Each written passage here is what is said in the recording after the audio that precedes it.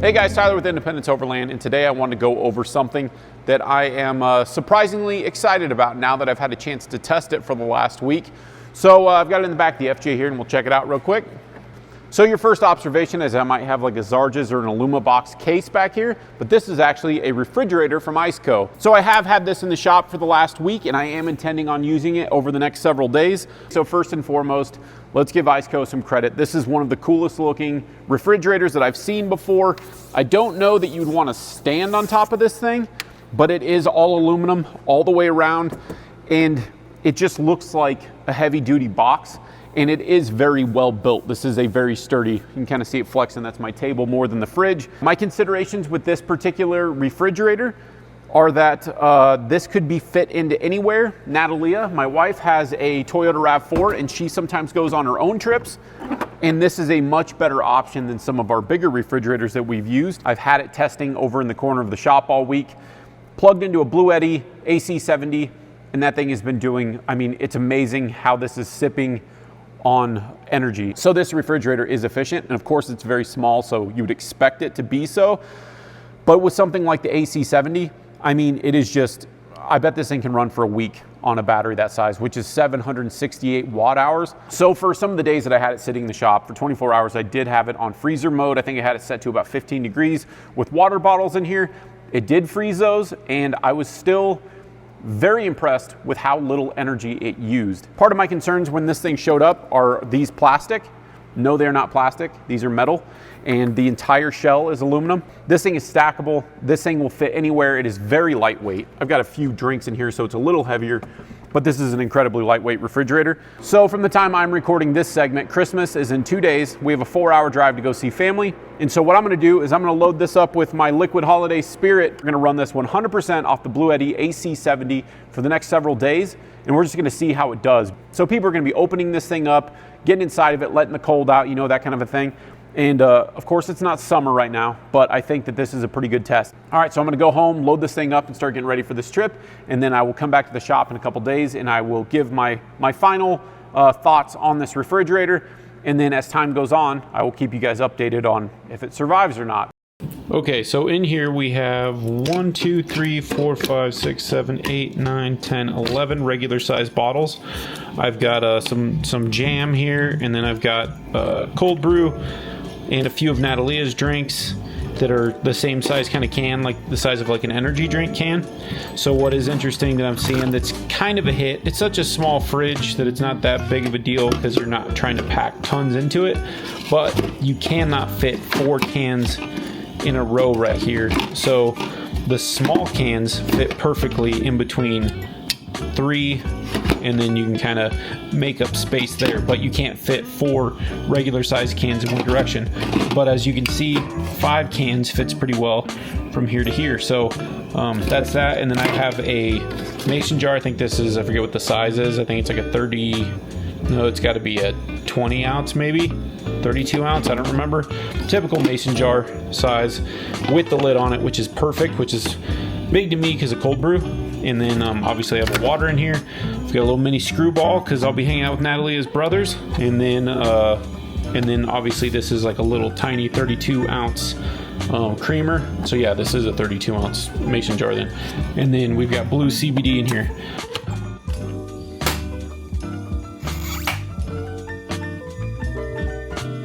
So the battery has depleted slightly faster than I anticipated, and there is a reason for this. People have been opening this fridge and not latching it in between.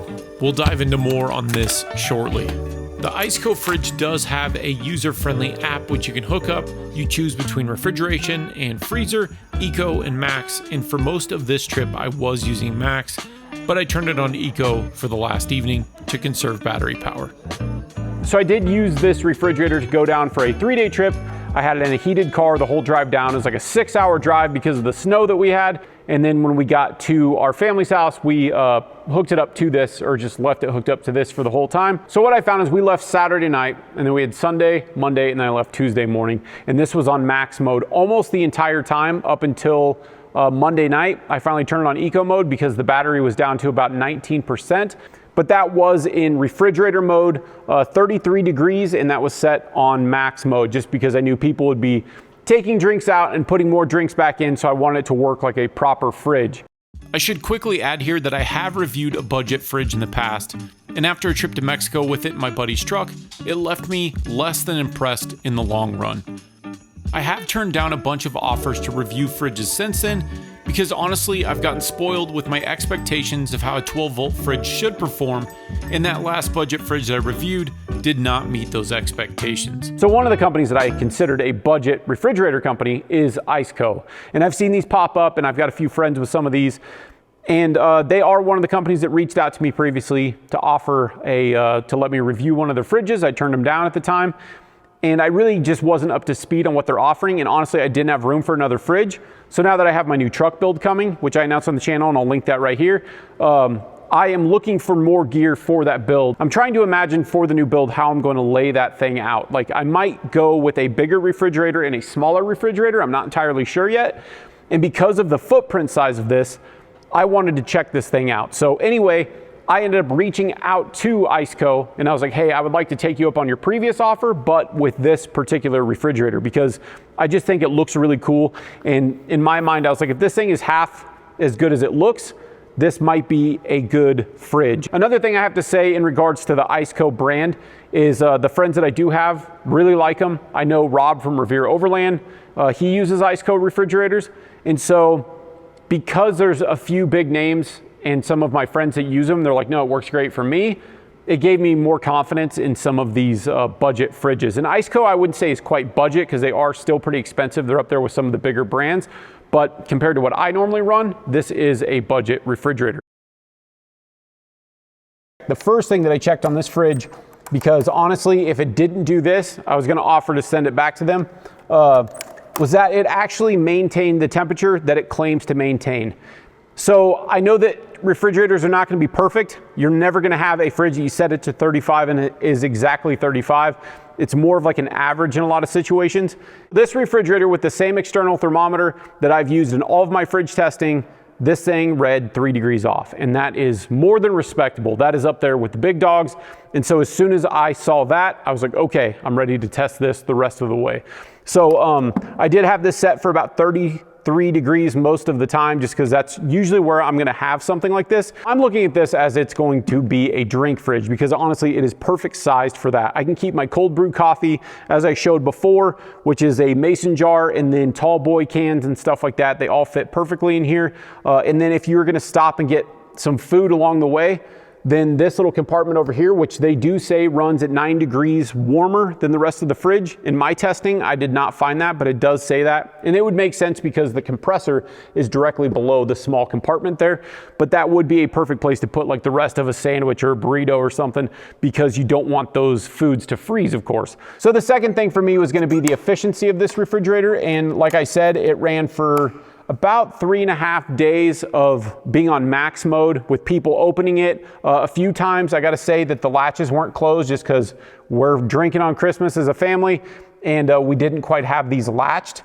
So it was open a little bit, because that is actually a detractor that I can say, is this thing doesn't quite close all the way whenever, if you pop it open and you close it, it has a little bit of a gap right there. So it really does need to be latched, which isn't a big deal. Of course, you want to keep it closed, but it would be nice if gravity would kind of help keep that closed. But I think because of that, and I found it that way several times, that it did deplete the battery a little bit more. But that could be a real world scenario if you have kids or something like that. For the days that I ran it on eco mode here in the shop, and I just kept some waters and stuff in there, it was doing great. And I honestly couldn't believe how efficient it was. And when I turned it on max mode, it definitely did lose some of that efficiency, but obviously I kind of explained that a little bit. Due to the price point and size, this fridge will look attractive to adventure newcomers, and because of that, I want to cover a quick point. It does come with an AC adapter for home use, but when using a fridge like this combined with a portable power station, don't use the 110 volt wall outlet. These kinds of fridges are much more energy efficient using 12 volts. So some things that I really like about what ICECO did here is I love that it is all aluminum on the outside. I'm sure a lot of you are looking at this thinking this thing looks cool for the same reason I did. It looks like an Alu box. It looks like a Zarges box. And honestly, I'm very surprised nobody else has done this with the refrigerator before, because that is such a timeless look. It looks like an old safari cargo case, and that is just badass. Real quick, let's look at how small this thing really is next to like a front runner box. It is barely bigger than that. Let's see how tall it is. So it's taller by about 3 inches, I would say. And then it's wider by about 3 inches. So something to note about stacking is these are very shined up aluminum corner guards here, and those are probably gonna get scratched up. But the rest of it shouldn't be too bad. It does seem to pick up smudges and stuff from greasy fingers and things like that. Corner plates are metal and they are screwed on, but they are not screwed on in a way that I wish they were just a little more burly, because what I did find, which one was it? This back one here, it rattles around a little bit. I pulled the screws out. There's no nut cert inside of this aluminum. It is just basically its self-tapper. So what I might do on my own is take some riv nuts and set them into this, because it is metal. I don't think it'll hurt anything. I'll drill that out, put in my own thread certs, and that'll make these corner pieces just that much more durable. So some of the ICECO refrigerators do have a Danfrost compressor, which is like top tier kind of stuff. This one has a COP, which is SECOP, if I remember correctly. I think that's one of their in-house compressors. I'm not that familiar with it, but it does have a 5-year warranty, which is a very good warranty. Some of the super budget brands won't give you that great of a warranty. So bear in mind that you do have some confidence in your purchase just because of that. Few detractors that I did find are the corner pieces, the setup of the latches, which the latches are fine, but like I was mentioning before, just how gravity will not close that. So when you get down to there, it doesn't want to close.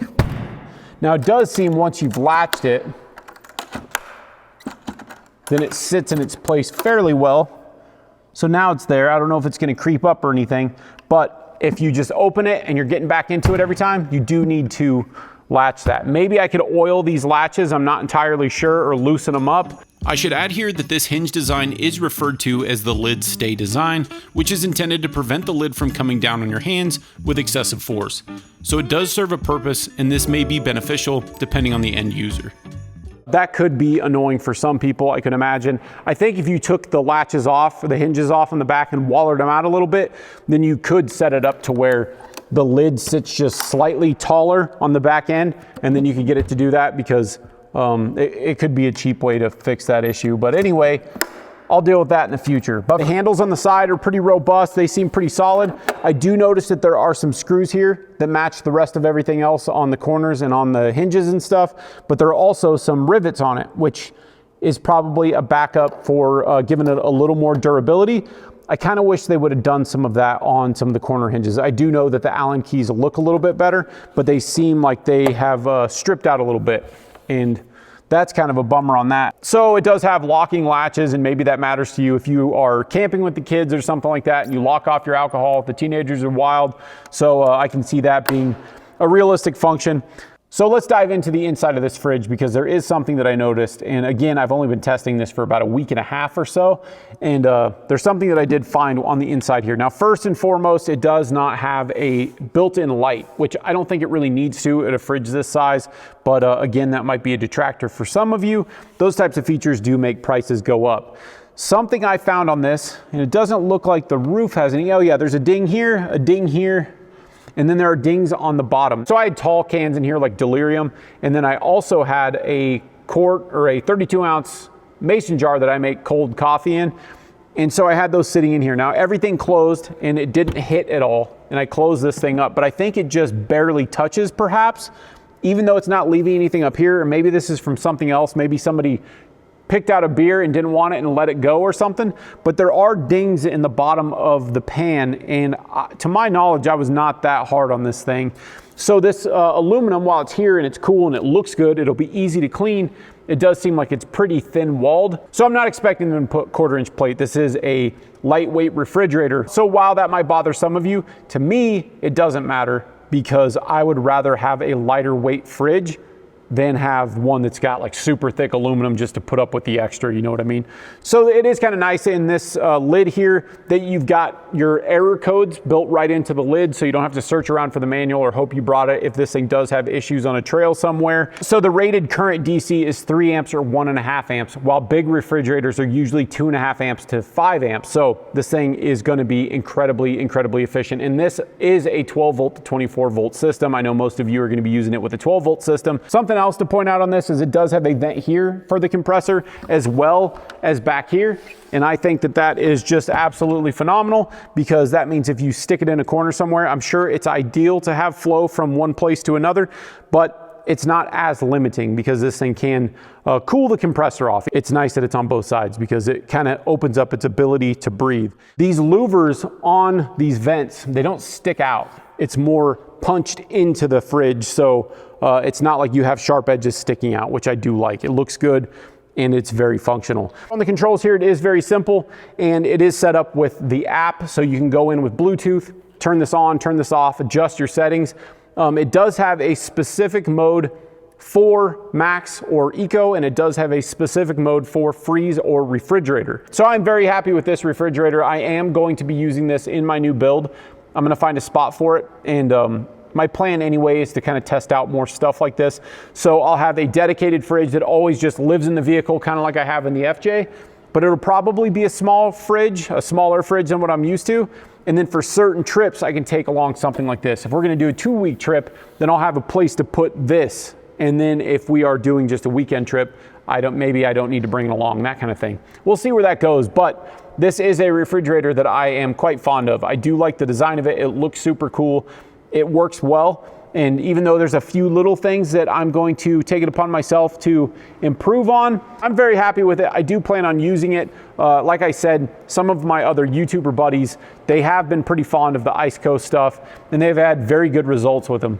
And so I'm going to continue to use this thing, and it meets my standards and my expectations of what a refrigerator should do. So anyway, I got to say good job to ICECO, because this is one of the cooler looking refrigerators that I've seen in quite some time. I really like the fit and finish of the exterior on this, the interior on this. It just looks like a military kind of cargo box, and I think that that's cooler than hell. So anyway, guys, with the small deficiencies that I found with this refrigerator, I think for $500, especially for you guys that need just a little more space for certain trips, or you just are the weekend warrior and you don't need a huge refrigerator, this is a pretty good option in my opinion. So of course I will put links for this stuff in the description box below, and I'm also going to put it in the pinned comment because YouTube has made it kind of hard to get to the description box now. They've changed a few things.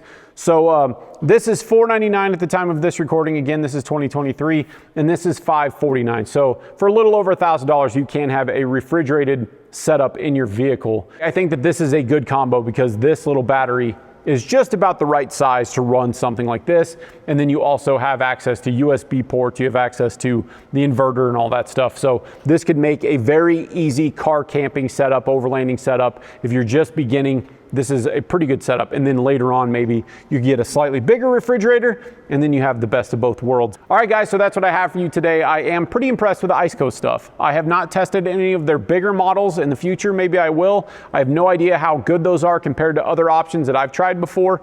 Maybe ICECO will send me something else in the future. I'm sure they're gonna have more products coming out, but we'll see what happens. But for this one, I am impressed with it, and it's running right now, and I couldn't tell standing right next to it. I swear to God, I couldn't tell until I put my hand on it. You barely hear the fan. That's about all you can hear, which is much quieter than some of my other fridges. Anyway, links will be below. Thank you guys so much for watching, and until next time. As always, thank you so much for watching, and feel free to check out my other adventure, off-road, and overland related content.